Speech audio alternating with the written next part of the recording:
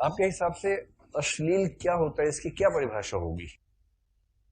क्या इसकी कोई परिभाषा हो सकती है, या ये बहुत ही वेरिएबल किस्म का मामला है? आप लोग अपने पेरेंट्स के साथ बैठ के जो चीजें देख लेते होंगे, सुन लेते होंगे, आपके पेरेंट्स अपने पेरेंट्स के साथ बैठ के वो नहीं कर पाते होंगे। इस पे आप भी सहमत होंगे।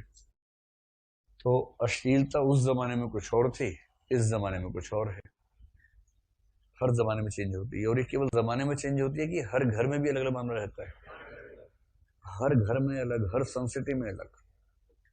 मसलन यदि आप में से कोई हरियाणा या पंजाब या राजस्थान का व्यक्ति हो, तो आपके घर में जो पैरामीटर्स होंगे, और यदि आप भोजपुर या बिहार के बाकी क्षेत्रों से आते हैं, मिथिला से आते हैं, तो आपके घर में जो पैरामीटर्स होंगे उनमें हल्का फुल्का नहीं, जमीन आसमान का अंतर होगा। जमीन आसमान का। मैं आपको एक घटना का जिक्र करता हूँ, मैं एथिक्स में वो घटना जरूर बताता हूँ समझाने के लिए, कंसेप्ट समझाने के लिए। यहाँ तो यूं ही इस कंसेप्ट में शायद बात समझ में आ जाए। तो अगर आपकी क्रॉस कल्चरल मैरिज कभी हो, कभी क्या, मैंने बार बार थोड़ा ना होती है, मतलब अगर आपकी क्रॉस कल्चरल मैरिज मान लीजिए हो जाती है, तो आपके सामने कुछ ऐसी समस्याएं आएंगी जो आपने कभी सोची नहीं थी। शर्त है कि इंटर रिलीजियस हो, इंटर कास्ट हो, इंटर स्टेट हो, इंटरनेशनल हो, इस तरह की कोई शादी अगर हो तो मेरी एक मित्र, कॉलेज के मित्र, जिसकी शादी, वो दिल्ली की रहने वाली है, ठेठ दिल्ली, उसकी पूरी परवरिश दिल्ली की है, उसका ब्याह हुआ बिहार में। ठीक, मैं तो हरियाणा का, मेरा ब्याह भी बिहार में ही हुआ। लेकिन पुरुषों के लिए झेलना फिर भी आसान होता है, लड़कियों के लिए झेलना ज्यादा मुश्किल हो जाता है क्रॉस कल्चरल मैरिज में। मैंने भी चीज झेली इस सेंस में, क्योंकि हमारी कल्चर से काफी डिफरेंट है। मतलब मैंने क्या झेली, मेरी पत्नी ने भी झेला होगा, ठीक ठाक झेला होगा, सब झेलते हैं। तो मैं उस लड़की की बात आपको बताता हूँ, वो हमारे कोर फ्रेंड ग्रुप की मेंबर है। शादी हुई तो उसके एक साल बाद हम लोग कॉलेज का ग्रुप एलुमनाई मीटिंग करते रहते हैं, साल में 3-4 बार मिलते रहते हैं सब लोग। तो मिले तो, क्योंकि उसकी शादी को 1 आध साल हुआ था, सबने उसका हालचाल पूछा, भाई सब ठीक है, ससुराल ठीक है, मायका ठीक है, ये ठीक है, वो ठीक है, जो औपचारिक बात होती है पूछने के लिए। तो हाँ हो करते थे, हाँ सब ठीक है, हाँ सब ठीक है, हाँ सब ठीक है। तो लोग समझिए कुछ मामला बिगड़ा हुआ है। तो एक दो लोग जो इमोशनल करने में माहिर है, उनको लगाया गया उसका, उन्होंने उसको इमोशनल बनाया, और फिर उसके मुंह से निकला कि मेरा मन करे कि सुसाइड कर लूं। तो सबको लगा मामला सीरियस है भाई, फिर देखना पड़ेगा क्या मामला है। तो उससे पूछा कि क्या हुआ, क्यों सुसाइड करने की इच्छा हो रही है तुम्हारी भाई? तो उसने जो बताया, बहुत रोचक बात बताई। आपकी हंसी, सुना हुआ है क्या आपने हमारा प्रसंग पहले? अच्छा, अगर इथिक्स की क्लास की है तो वहां इसका जिक्र हुआ होगा। बोली कि मेरा देवर जो है ना, इतना कमीना है, यही यही भाषा बोली, ऐसी बोली एकदम। उसके कुछ और भी शब्द बोले जो यह मैं नहीं बोल सकता हूँ, लेकिन भाव आप समझ सकते हैं। इतना गंदा है, इतना लफंगा, इतना लुच्चा टाइप का आदमी है कि मेरा मन करता है सुसाइड कर लूं एकदम।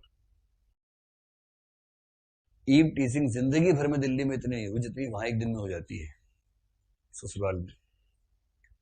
और अब पिछले 3 महीने से वो दिल्ली ही आ गया कि यहीं पढ़ूंगा। अब तो मैंने इससे पूछा कि क्या हुआ, क्या बताओ तो सही। तो उसने कुछ रेफरेंसेस दिए कि ऐसा हुआ एक दिन, ऐसा हुआ एक दिन। बोला अजीब बेशर्म है, मेरे सास ससुर के सामने बोलता है। ये भी नहीं कि अगर अकेले में बोले तो मैं डांट दूं कि भाई ठीक है, छोटा है। मेरे पेरेंट्स इन लॉ के सामने बोलता, वो भी कुछ नहीं कहते, वो भी साजिश में शामिल है। और क्या बोलता, कुछ भी बोल देता है। अजीब अजीब। मैं आपके सामने कैसे वो सब बातें बोल, लेकिन आप भाव समझ पा रहे होंगे कि आप भाव समझ पा रहे होंगे कैसी बातें बोलता होगा, है ना? थोड़ी टच्ची टाइप की बातें बोलता होगा। मतलब जो बात बॉयफ्रेंड गर्लफ्रेंड से कहे तो समझ में आता है, देवर भाभी से कैसे कह सकता है? तो बोली जब वो बोलता है तो मेरा खून खोलने लगता है, मेरा मन करता है झापड़ मारूं कस के, लेकिन मैं ऐसा कुछ कर नहीं पाती हूँ। और पिछले 4-5 दिन से ऐसी ऐसी बात बोलने लगे। उसकी शादी की बात चली तो कहता है, भाभी अपनी जैसी कोई रही है ना, आपको देख के जो फीलिंग आती है वो फीलिंग नहीं आएगी किसी को देख के। ऐसी कुछ बातें बोलता है। ये उनमें सबसे साधारण वाक्य बोला मैंने आपको, जो जिस तरह के वाक्य बोलता था उनमें से सबसे सिंपल वाला वाक्य ये था। तो बोली इसलिए मेरा मन करता सुसाइड कर लूं। तो फिर मैंने समझाया कि मामला केवल कल्चर का और कुछ नहीं है।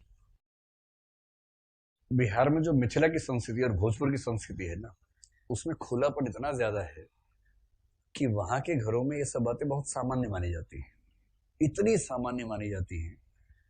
मैं तो ठेठ हरियाणा का हूं, हमारे यहाँ भाभी का मतलब होता है लक्ष्मण और सीता वाला संबंध। मतलब भाभी अगर छोटी भी है, बड़े भाई की पत्नी अगर छोटी भी है, तो भी उसके पैर ही छुए जाते हैं, और वो भाभी माँ टाइप मामला रहता है। और भाभी झापड़ मारे तो भी चुपचाप झापड़ खा लेना होता है कि भाभी ने मारा है तो माँ ने मारा है, इस तरह का मामला है। तो हमारी कल्चर में कोई भाभी से अगर मजाक करना चाहेगी, भाभी एक मजाक कर दो, तो भाभी कहेगी रुक 2 मिनट, जूता उतार कस के पीटेगी, मजाक करेगा कम वक्त मेरे साथ। तो हम तो उस कल्चर के लोग हैं। मैं ये नहीं कह रहा कि ये कल्चर अच्छी है, हर कल्चर अच्छी होती है अपने तरीके से। तो विवाह के बाद मैंने उस कल्चर में देखा, वहां जब देखा देवर भाभी, तो मेरी पत्नी का भाई जो कि किसी का देवर भी है, वो जिस तरह के मजाक करते थे, मुझे शर्म आती थी बहुत ज्यादा। मैं तो बहू नहीं हूं, दामाद हूं, लेकिन इतनी शर्म आती थी मुझे कि यार ये क्या खेल चल रहा है। फिर वहां गए तो 5-6 छोटी छोटी साड़ियां आ गई, जीजू जीजू जीजू करने लगी। अब तो मतलब कोई उनके बुआ की बेटी, कोई मामा की बेटी, कोई चाचा की बेटी, कोई गांव में रहती है इसलिए साली है, कोई शहर में रहती है इसलिए वो है, कोई पड़ोस में रहती है इसलिए है, तो सब इकट्ठी हो जाती है। तो अब उन सबको रोजगार दिया गया था कि जिया जी आएंगे ना, उनको लगना चाहिए कि मतलब ठीक से उनका सम्मान किया गया है। तो उनका रोजगार ये था, वो लगातार बिजी कि पानी पियेंगे, पानी पियेंगे, चाय पियेंगे, चाय पियेंगे। नहीं पियेंगे भाई, नहीं पियेंगे, और चाय पी लो और कॉफी पी लो। मैं मरना को तो तेरे में मर जाऊंगा, अलग से क्यों मारेंगे। और वो कमबख्त छोटी छोटी जो लड़कियां थी, ऐसे गंदे गंदे मजाक कर रही थी